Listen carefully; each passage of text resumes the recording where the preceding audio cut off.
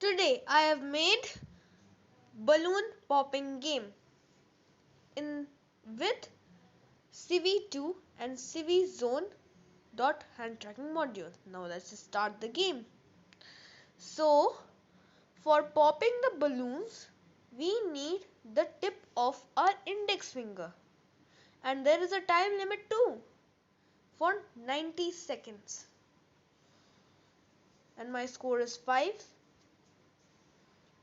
6, 7, 8, 9. Oh no,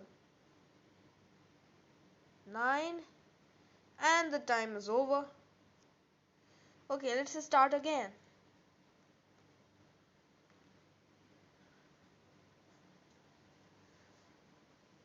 The timer has started again.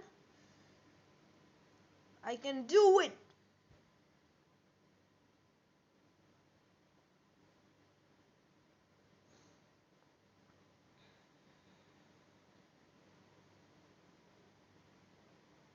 It's 8 score and 9.